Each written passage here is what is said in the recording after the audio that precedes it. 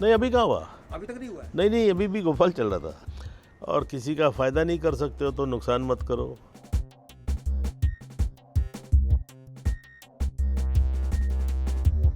तो और भी अच्छा, अगर किसी को हंसा दिया तो और भी बड़ी अच्छी बात होती। और रंजीत कैसा रहेगा? मैं जी जैसा आपने बोला, रंजीत जो बोलो ठीक है, ठीक है। रंजीत, अभी देखिए ऊपर वाले ने मेरी औकात से ज़्यादा मुझे दिया है।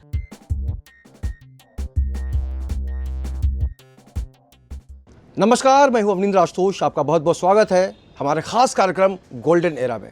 और आज हमारे एक खास मेहमान हैं जिनको आपने अलग अलग रूपों में, अलग अलग भाषाओं में, अलग अलग किरदारों में देखा है और उनका नाम ही काफ़ी है उनको जानने के लिए, उनको समझने के लिए, उनको महसूस करने के लिए। हमारे साथ हैं रंजीत साहब, जिन्होंने इंडस्ट्री को एक नायाब तोहफा दिया है बतौर एक्टर। सर, आपका बहुत बहुत स्वागत है। Thank you sir. 500 से ज़्यादा फिल्में लिस्ट में आ गई हैं सर, बहुत सारे अलग अलग किरदार, अलग अलग अनुभव। जी। अपने इस सफ़र को कैसे देखते हैं सर? आशुतोष जी, 500 जो पिक्चरें हैं मेरी, वो हर लैंग्वेज में मिला के होती हैं। जी। और मैं बड़ा खुशकिस्मत हूँ कि मुझे हिंदुस्तान की हर लैंग्वेज में काम करने का मौका मिला। जी।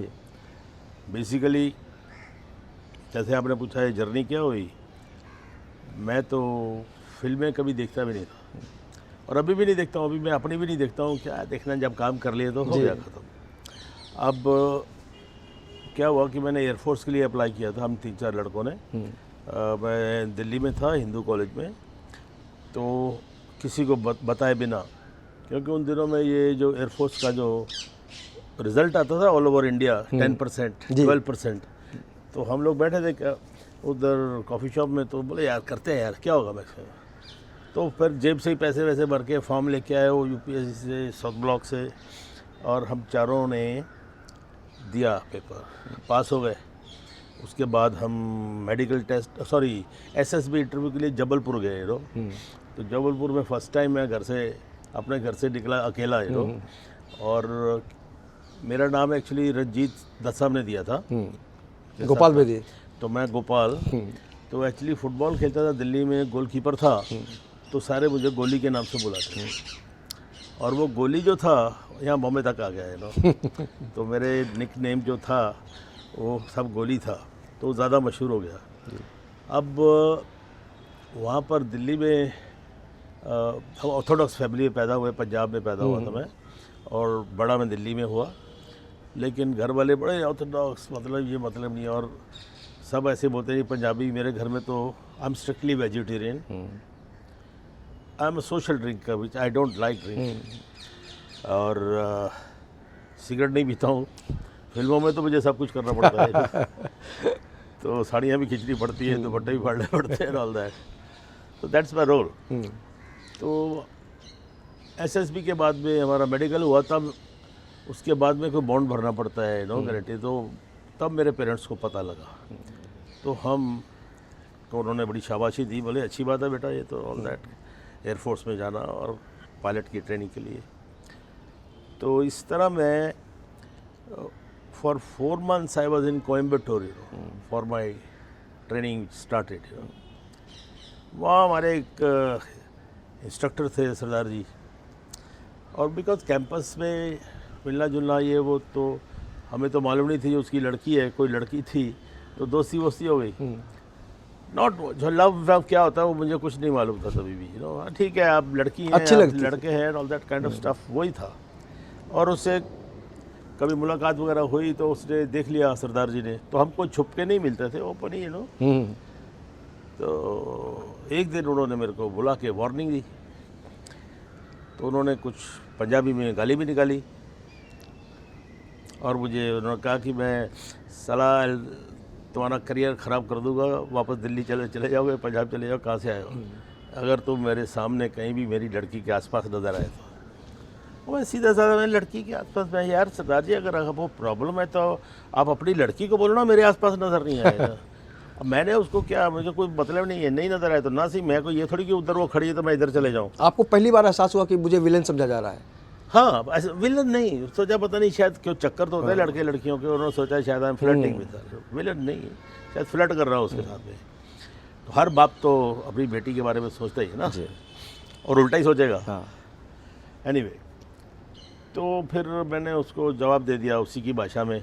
उन्होंने गाली निकाली थी, हमने भी गाली निकाल दी, पंजाबी तो थे ही, और मजाक मजाक में गए थे एयरफोर्स, समझे। अब साहब वापस आ गए दिल्ली, निकाल दिए गए ऑन डिसिप्लिनरी एक्शन। और अभी क्या करें, कॉलेज छोड़ चुके थे, पढ़ाई तो थी नहीं, तो सारा दिन क्या करें।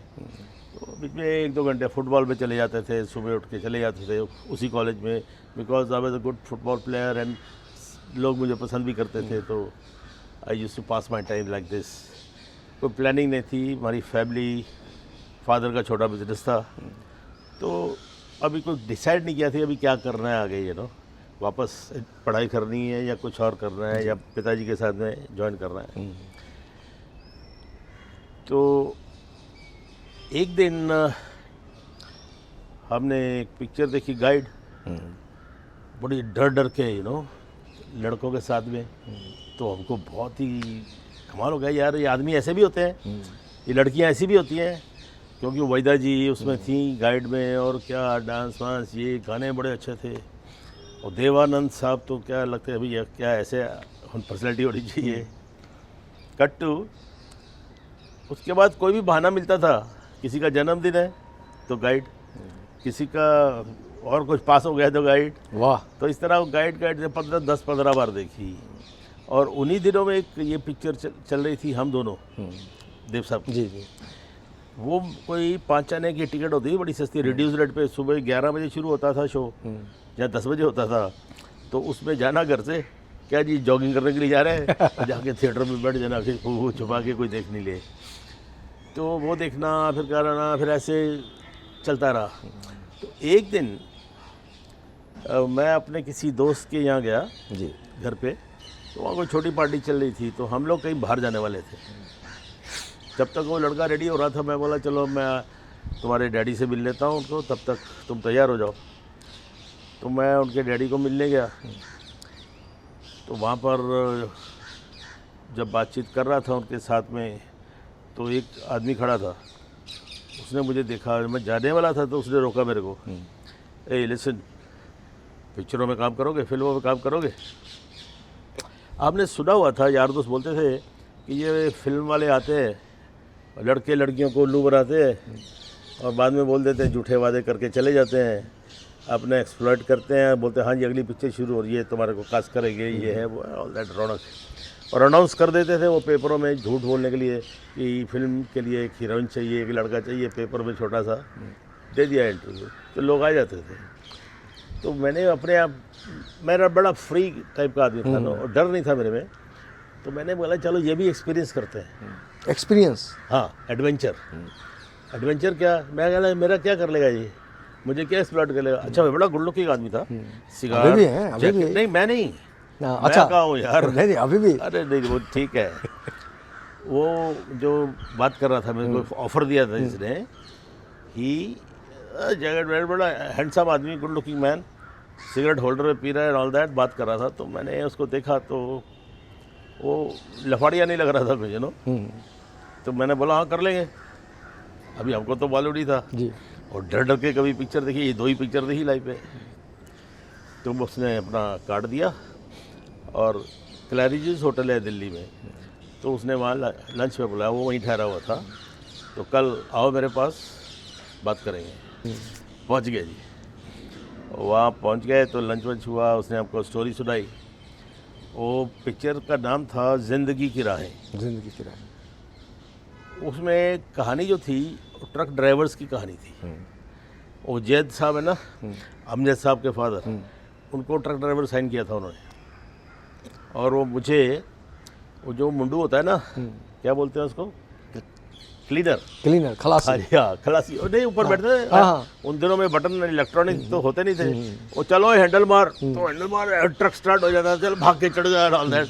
और फिर ऊपर रस्सी बांधो, ये बांधो, जो हेल्पिंग हैंड होता था उसको, ढाबे के, चलो चाल लेके आओ ढाबे से, ऑल दैट। तो मुंडू वहाँ से कूदता था ना, ऑल दैट जैसी लाइफ है। तो वो मुंडू की लाइफ, क्लीनर की लाइफ, और ट्रक ड्राइवर की कहानियाँ, जो जंगलों में जाते हैं, कैसे लोग मिलते हैं, ऑल दैट, तो उसके ऊपर बेस थी।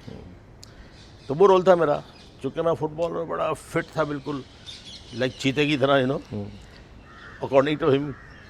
तो उसने मुझे फाइनल कर दिया और हम भी रोज़ जाएं, खाली तो थे।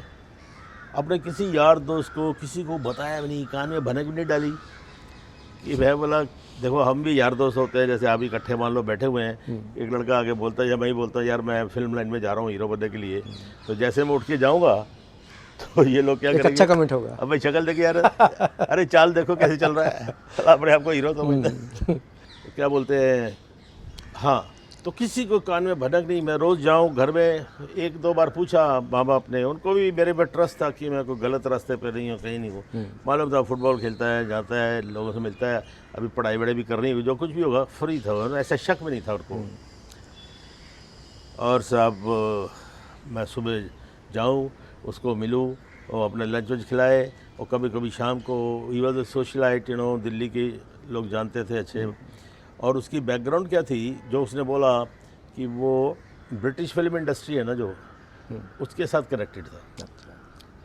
तो उसने एक पिक्चर भी ली थी, long dual for Rank organisation, बहुत बड़ी कंपनी थी, Yul Brynner, Trevor Howard, Ursula Andress, मुझे नाम याद है, उस पिक्चर में थे वो लोग। तो ये उसका राइटर था, कनेक्शन उसका था, और वो हमारी फिल्म लाइन में बड़ा फेमस था, टॉप ब्रास में। ये अब बड़े बड़े हमारे जो एक्टर, राज साहब, दिलीप साहब, देव साहब, सुनील दत्त साहब, ये लोग जब अब्रॉड जाते थे तो वही एक इंडियन होता था, तो वही सब यारी दोस्ती ये वो एंटरटेन करता था, वही पार्टियाँ वाटियाँ करता था, वही ब्रिटिश एक्टर्स हुए या जो मिलवाता था एंड ऑल दैट। और वो जब आता था तो ये लोग उसकी सेवा करते थे, चलो अभी कल डिनर मेरे यहाँ, कल डिनर मेरे यहाँ ना, इस तरह की ऑल दैट। तो वो तो बाद में पता लगा मुझे, मैंने हाँ बोल दिया। उसके बाद टाइम पास हो गया, और रोज़ मेरे को कोई ना कोई पिक्चर भी दिखाए, कोई पुरानी पिक्चर होती थी, कोई भी पिक्चर होती थी, मतलब एवरी डे 2 पिक्चरें तो दिखाते था मेरे को, ये देखो। तो आपके ऊपर पूरी तरह से दिल आ गया था उनका, डिसाइड कर लिया था। और मेरी बैकग्राउंड उसको मालूम थी कि मैं ना एक्टिंग जानता हूँ, मेरा टेस्ट नहीं लिया उसने, और ना ही मेरे को कोई एक्सपीरियंस है थिएटर का, ड्रामे का, कुछ नहीं है, रेडियो का। तो उसने बोला थोड़ा सा उसको बताते हैं कि फिल्में क्या होती हैं, राइटर क्या, एक्टर क्या होते हैं, ऑल दैट, वो फील्ड देने के लिए बोला था, you must see the film. अच्छा, अब हम जाए, दिन भर कोई खर्चाड़ी कुछ नहीं, ये वो सब कुछ उसके ऊपर ही होता था, और शाम को हम लोग उसकी पार्टी वार्टी झाले होकर रात को घर पहुंच जाते थे। अब साहब फिर थोड़ा बीच में घर में झूठ तो बोलना ही पड़ता था, आज क्या हुआ, कल क्या हुआ, तो रोज़ नहीं पूछते थे। तो साहेब मैं फैमिली में सबसे बड़ा था, तो फिर वो चला गया, बॉम्बे आ गया, कहता मैं बाकी एक्टर्स सब टैक्सी साइड करता हूँ और तुमको बुलाऊंगा। ठीक है। अब 1-1.5 महीना कोई खबर नहीं, मैं बोला ये साला वैसे ही निकला है तो। पर फिर मैंने सोचा यार वैसा ही निकला, पर मेरे को साथ में लेके helicopter hanging with around with me, तो क्या उसको क्या फ़ायदा हुआ होगा तो एनीवे मैं बोला चलो जान छूटी, किसी को मालूम नहीं है, कोई ताना नहीं मारेगा, कुछ नहीं करेगा, तो फिर हम वैसे नॉर्मल लाइफ चलती रही। तो ये बिल्कुल दिलचस्प मोड़ पर ये कहानी आ गई है। हाँ, अचानक बदलाव आ गया, लेकिन उसके पहले जो सिचुएशन था उससे बिल्कुल एक निराशा आ गई। आपका निराशा नहीं है, लेकिन एक थोड़ा सा एक हुआ ठीक है, मतलब अरे अच्छा ऐसे ही हो गया। चलो जान छुट्टी, कोई बात नहीं, किसी को बताया नहीं है ना ऑल दैट। तो ये वाकई ये बहुत ही दिलचस्प चर्चा है और इसको हम जारी रखेंगे। फिलहाल वक्त एक छोटे से ब्रेक का, देखते रहिए हमारे साथ और रंजीत जी के साथ गोल्डन एरा। जी।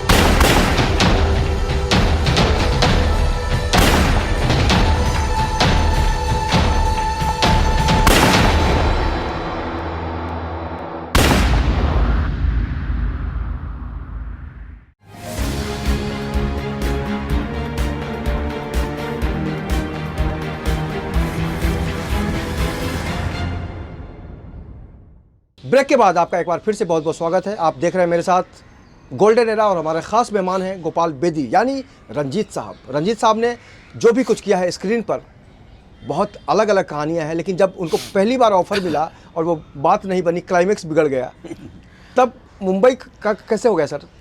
हाँ, बाकी वो जो बात नहीं बनी, मुझे उसका कोई वो टेंशन नहीं था। अरे चांस निकल गया, क्योंकि मैं तो कभी चाहता ही नहीं था। हाँ अभी रहा, मैं भूल गया जी। लाइफ फिर वैसे ही चालू हो गई। तो एक दिन पोस्ट कार्ड एक आया जिसमें ये येलो कलर का पोस्ट कार्ड होता है ना, एक जी, पोस्ट कार्ड एड्रेस पे हमारी 15 पैसे वाला, 15 हाँ पैसे जी, हाँ जी, 5 पता नहीं कितने का होता था। तो वो आया, उससे मेरे नाम से लेटर मिला मुझे कि तुम अगर बम्बई आना चाहते हो तो आ जाओ। और मेरे जो दोस्त हैं यहाँ पर, 2-4 नाम लिए, Raj Sahab, Sunil Dutt and all that, तो उन्होंने बोला कि पहली पिक्चर एस्टेब्लिश हीरो लेके बनाओ, तो अगर तुम वो दूसरा रोल करना चाहते हो, वो थोड़ा ग्रे था, तो बम्बई आ जाओ। और मैं चेतनानंद के घर में ठहरा हूँ, देव साहब के बड़े भाई चेतन साहब, उनके घर में ठहरा हुआ हूँ। तो हमने साहब उस दिन फ़ोन वो तो लगते ही नहीं थे, वैसे ही देखो। और वो ठीक है, लेटर लिया, काला घुमाने वाला है। घर में झूठ बोल दिया कि वही कॉलेज की टीम जा रही फुटबॉल खेलने, मैंने मुंबई देखा नहीं है, समुंदर नहीं देखा है, तो मैं भी देखा था। उन्होंने मुझे बोला है आ जाओ। देखो हमारी छत पे बिल्कुल चिड़िया तोते सब बोल रहे हैं। नैसर्गिक वातावरण है, बिल्कुल सब कुछ नॉर्मल। एनीवे, तो साहब हमने साहब तैयारी कर ली, एक बैग लिया, और क्या उसमें तैयारी क्या कर रही थी, वो घर वालों को बोला, तो घर वालों ने वो क्या किया, माँ ने, उन दिनों की थिंकिंग होती थी, अंगूठी, एक घड़ी एक्सपेंसिव थी, गले में चेन। मैं, मम्मी ये क्या कर रहे हो, चाय जी बुलाते थे। वो कहते बेटा बम्बई शहर है, वहाँ पर बड़े लोग ऐसे होते हैं कुछ जेब वेब काटने वाले, तो जेब कट गई, पैसे नहीं होंगे, तो कम से कम ये बेच के आ तो सकता है वापस। उनकी थिंकिंग देखो, अंगूठी हाँ। सब तो नहीं ले जाएंगे। तो अच्छा ठीक है। तो अब मम्मी आ गया, वो एयरपोर्ट पे आया, मेरे को रिसीव किया, वो फिर चेतन साहब के घर पे चले गए। अब वो पहली बार आ रहे हैं, शाम भी हो गई थी, तो चेतन साहब के घर पे गए जब, तो उनका गोवानीज टाइप शेक था, लकड़ी का, ऑल दैट कॉटेज थी। तो उधर अंदर अंधेरा अंधेरा, तो मैं बड़ा परेशान, मैं बोला यार इतना बड़ा आदमी है, ये क्या अंधेरे में क्यों रहते हैं लोग। पर वो मूड लाइटिंग की हुई थी, एक गमला है, गमले के पीछे लाइट छुपा के और ऑल दैट। तो उस वक्त चेतन साहब घर पे नहीं थे, तो हम उनकी जो डन एक कमरा था जहाँ बैठक करते थे, वो हम उसमें चले गए जी। और थोड़ी देर के बाद चेतन साहब आए, गुड लुकिंग मैन, कोरान बाल वालों, बड़ा प्लीजिंग पर्सनैलिटी थी, बड़ी अच्छी फेस, बड़ा उनका वो था कि चार्म, वार्म थी इसमें। हेलो, ऐसे प्यार से उन्होंने हाथ मिलाया कि अच्छा लगा। तो अब बैठे, दारू शुरू हो गया। जब एयरफोर्स में थोड़ी रम पकड़नी सीख ली थी हमने भी, तो वो तो स्कॉच वगैरह चालू हुई। तो बस मैं बैठा हूँ उनके साथ में, बातें हो रही हैं, वो लंदन की, यूएस की, और फलाने की, और दिलीप कुमार की। इतने में एक लड़की एंटर की, बाल ये खुले, कद भी 5 फुट 10 इंच के करीब, और गोरी चट्टी बाल, मुझे अभी तक याद है, उसने वाइट कपड़े पहने हुए थे और बाल खुले थे, दुपट्टा वट्टा नहीं था। वो बाद में पता लगा वो प्रिया राजवंश थी। प्रिया राजवंश जी। तो प्रिया जो थी, शी वाज चेतन साहब गर्लफ्रेंड एंड ऑल दैट, उधर ही रहती थी। और उनकी ही पिक्चर देख ली थी हमने, तब तक तो मैं पहचान गया उसको। उसने फिर रोने मिलाया मेरे को, ये गोपाल से ही मिलाया था, प्रिया मिले। अब उसका असली नाम वीरा करके बुलाते थे, वीरा जी। वीरा, हाँ, आपको मालूम है? जी जी, वीरा ही बोलते थे लोग। ओके। तो बैठ के मैं उसको भी देखा, मैं ये लड़की ऐसी भी होती है, ये गोरी, ये वो फर्स्ट क्लास पर्सनैलिटी, आवाज़ भी बहुत बढ़िया, कल्चर्ड आवाज़ थी उसकी, आवाज़ बड़ी अच्छी थी। लोग तो मर्दानी आवाज़ बोलते थे, लेकिन अच्छी आवाज़ थी। चलो दारू वारू के बाद खाना लगा, तो 4 की टेबल थी ऐसे ही, एक मैं, इधर चेतन साहब, इधर वो जो लेके गया था उसका नाम था रॉनी। और सामने वो राजपूत था, कोटा का था, जी इंडियन था वो। तो सामने प्रिया बैठी हुई। खाने के बाद में क्या हुआ, वो आई आम। तो चेतन साहब ने बोला उसको, रोनी को, Ronnie this is king of mangoes Alphonso है।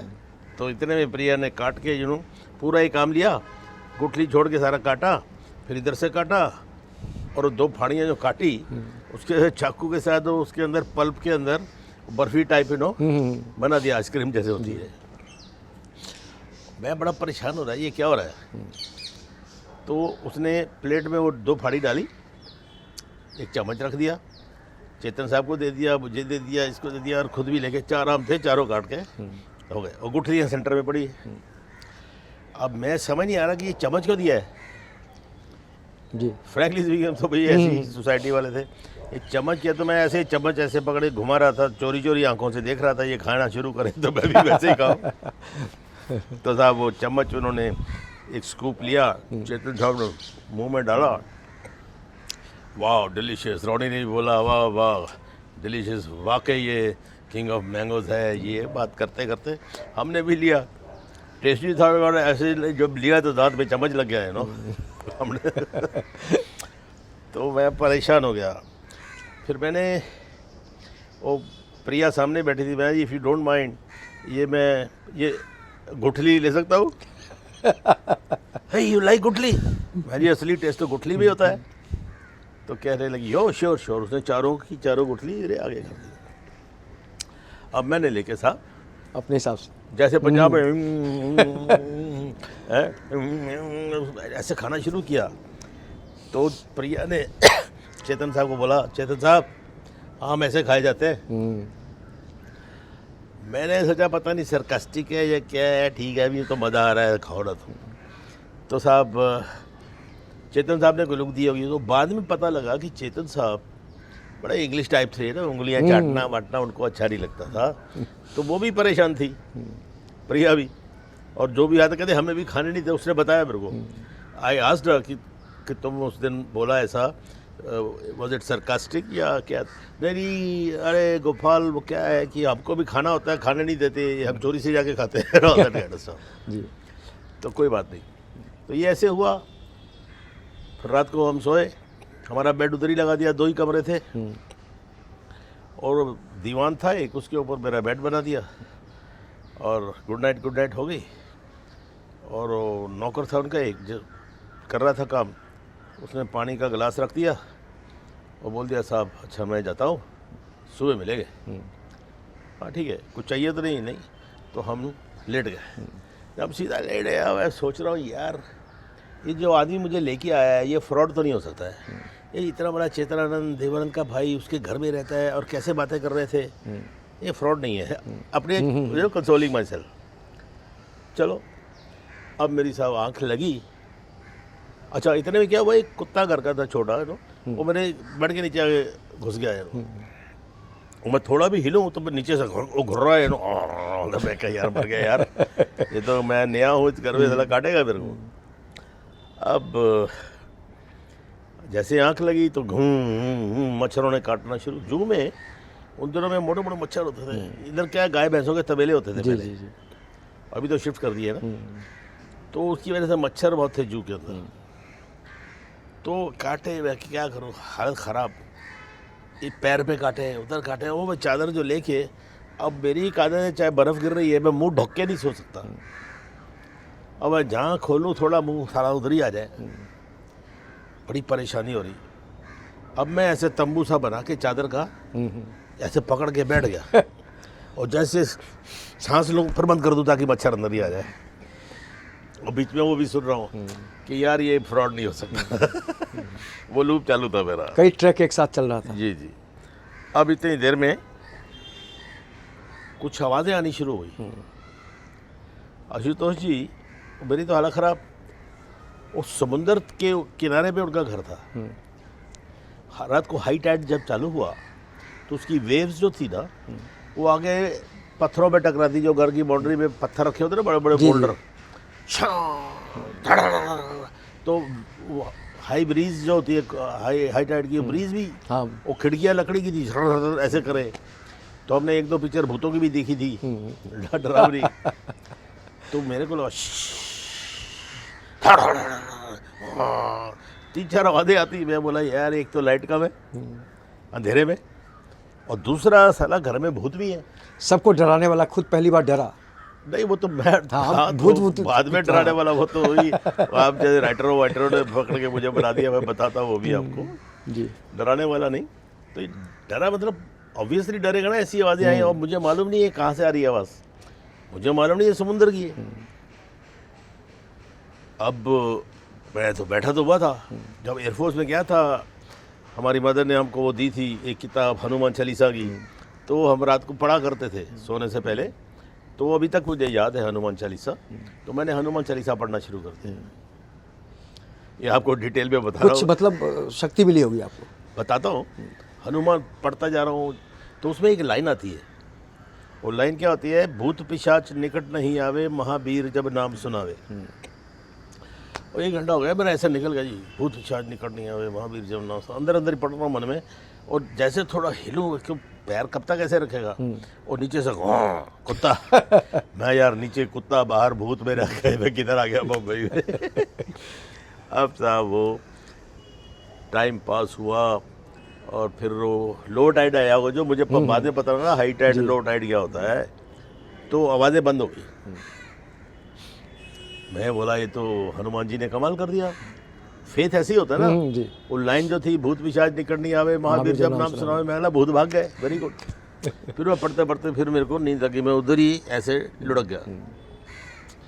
फिर थोड़ी आँख खुली, फिर उसके बाद देखा दिन, फिर नेक्स्ट डे, अभी तो नेक्स्ट डे मैं बाहर खड़ा था गार्डन में, और फिर समुंदर देख रहा था, सामने समुंदर, और समुंदर देख रहा हूँ, पानी एंड तक कहीं आगे कोई नज़र नहीं आ रहा, पानी पानी पानी पानी, और ब्यूटीफुल बीच। उन दिनों में बीच पे कोई बिल्डिंग नहीं होती थी। ऐसे झांको इस तरफ तो नारियल नारियल नारियल नारियल, इधर भी नारियल नारियल, ऐसे था ना, बहुत बढ़िया लगता था। और नारियल पीछे ऐसे झुका होता समुंदर की तरफ, पीछे नहीं होता, सीधा भी नहीं होता, सी की तरफ जाता है। तो कैनपे की तरह बहुत खूबसूरत लगते थे नारियल के झाड़। तो साहब चेतन साहब पीछे से आ गए, hello young man, did you sleep well? मैं बोला नहीं जी। वही बड़े मैं जी मच्छर बड़े, मैंने उसको भूतों का थोड़ी बोला। अरे यार this servant of mine you know is a stupid, I must throw him out. ये वो वैसे चिल्लाने लगे। इतने में प्रिया आ गई, व्हाट हैपेंड?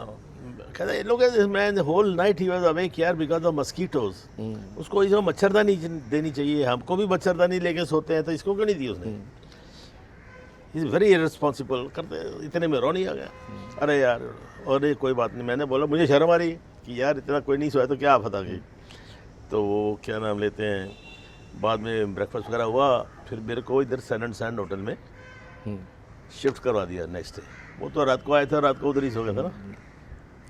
तो रोनी ने अपना मेरे को उधर कमरा दे दिया और वहाँ शिफ्ट करा दिया, जिसकी कल्पना आपने कभी नहीं की थी ऐसा भी होगा। हम तो कभी 5 स्टार होटल में ठहरे भी नहीं, हमें मालूम भी नहीं था।